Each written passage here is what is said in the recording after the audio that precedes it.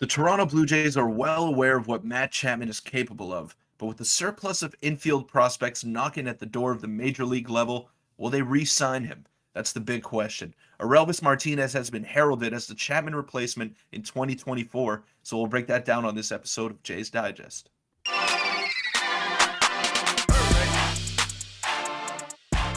What's up, Jays fans? I'm your host, Peter Vryonis, alongside host Nick Gosse. A lot to get into today, but first, we want to thank you all for the support. It's been unreal. As we head into the new year, let's just hope we can keep it going in 2023. And let us know what you think of this type of video.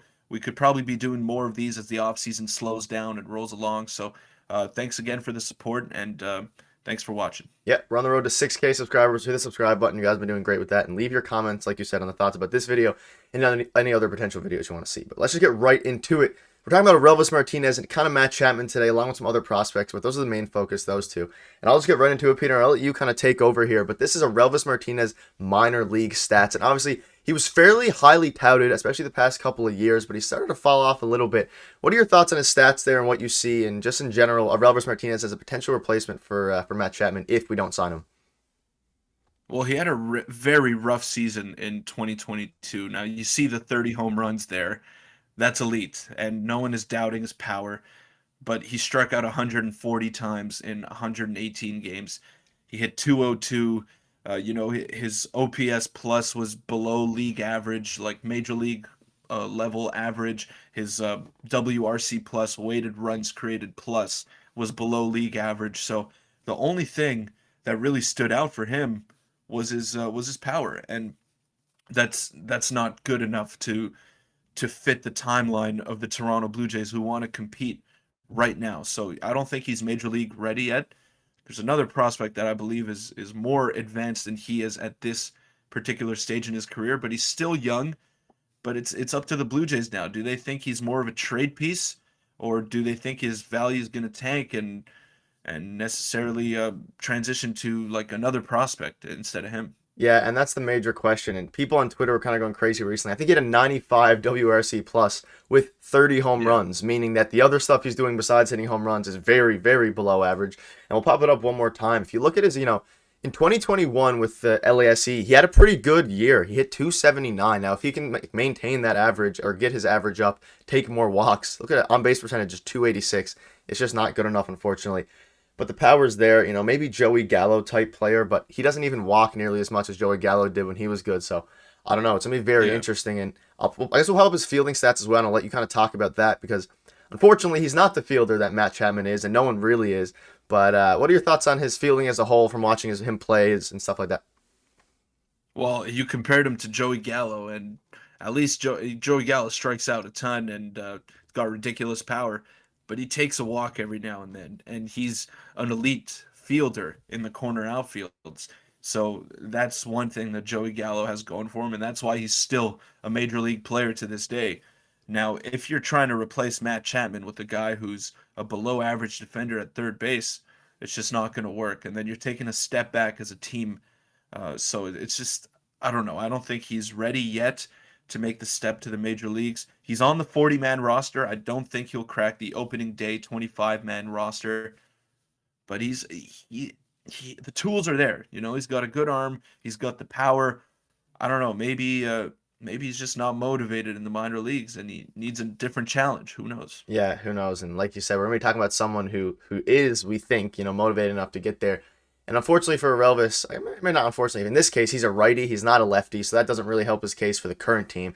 And before we move on to another player, I'll quickly just show you a couple clips. Now, this is the positives about Orelvis. This was in spring training last year. He just hits absolute bombs. Like, when he makes contact, it's unreal. But the issue is, when he doesn't make contact, yeah, they are. And when he doesn't make contact, unfortunately, he strikes out a lot. He doesn't get on base, and he's a slightly below average defender. He's not elite there by any means. So, I don't know. I would think, I would lean towards probably a trade chip unless he has a great year in 2023 in the minors. Hopefully we can see him have a bounce back season in 2023, but I still think he's a ways away from the major leagues, but not this guy. And this guy that I want to talk about right now is Addison Barger. He's a little bit older. He's 2 years older than Orelvis Martinez, but I think he's major league ready. He was added to the 40-man roster. He's a left-handed hitter, and he can play all the infield positions and maybe even some outfield every now and then. So if you pop up his hitting stats, Nick, you could see that he was the best hitter in the minor leagues last season for the Toronto Blue Jays. And he played across three levels. He just absolutely tore it up. And that's the difference between him and Orelvis Martinez. Orelvis stayed where he was all season long, played 118 games in Double A New Hampshire. Addison Barger had a 308 slash line. Just pop it up one more Yeah, I time got you. for me, Nick, right there. Sorry about that. Uh, in 124 games, he had a 933 OPS. Now that is elite level. I'm not sure if it'll translate to the major leagues.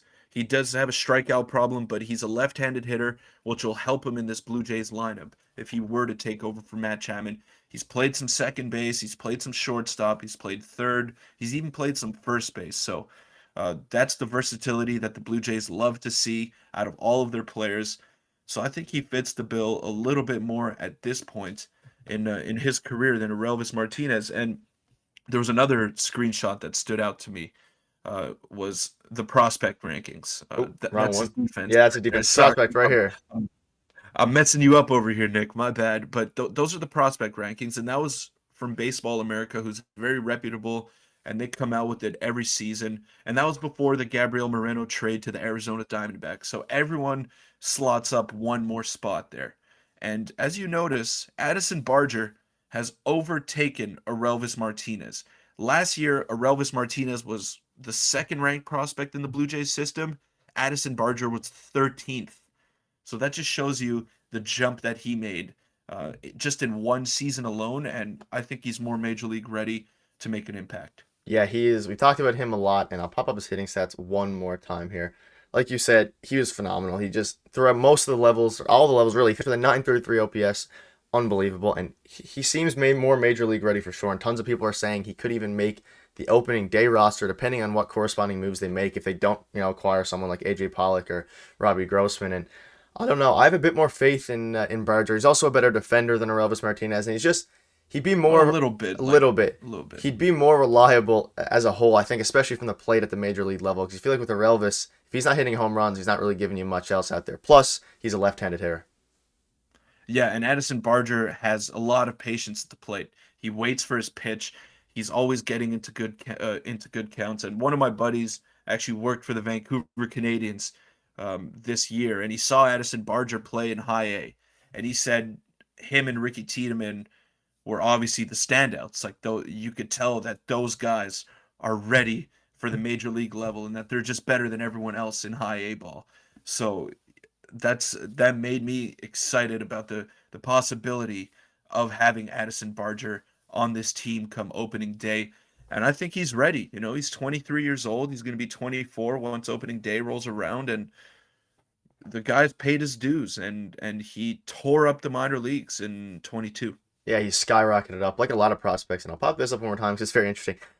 Remember not too long ago, Orelvis Martinez was, touted as I think our second or third best prospect, and unfortunately, obviously, Second. yeah, and unfortunately, his power stayed, but the other stuff that they were hoping developed over the years did not. Whereas Addison Barger kind of came out of nowhere and has just been plowing through the minors. And there's a few other prospects like Zualeta and Berea that we might get into in a future video because they're very intriguing as well. But I don't know. I feel like Mhm. Barger has the most possibility to have an impact next year. Obviously, Tiedemann as well, but he wouldn't be till later in the year. I feel like Barger is the most MLB ready prospect we have right now, especially given the current fit of our team.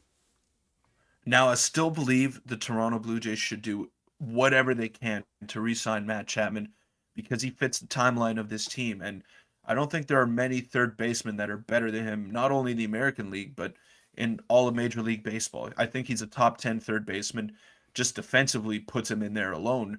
And he's got a lot of potential with the bat, too. He's got some power, he's got a good eye. He takes a lot of pitches, he works the count, and he's pretty fast too. He's got some underrated speed. Yes. So he's the all-around package at third base that you want from your major leaguers. And I just like Barger because he can play more positions than Orelvis Martinez, and I think that adds to his value a little bit as well. Now, one other thing that did stand out to me for Orelvis Martinez, Nick, those hit tools that they have, like Yep. the prospect tools. It's from 0 to 80. 80. Yeah. Orelvis Martinez had a 45 hit tool in 2022. It's down to 30 now. It's a 30 hit tool Yeah, out of 80, that's which is below average at the major league level at best.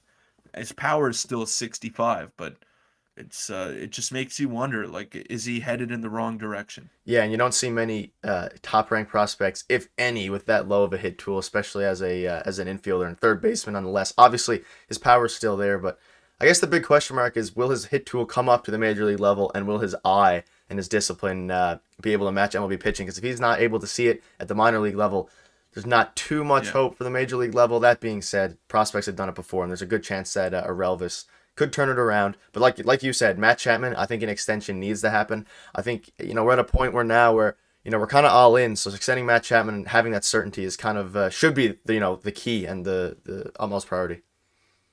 Yeah, I agree with that. But I'll use one argument here to kind of defend Orelvis Martinez.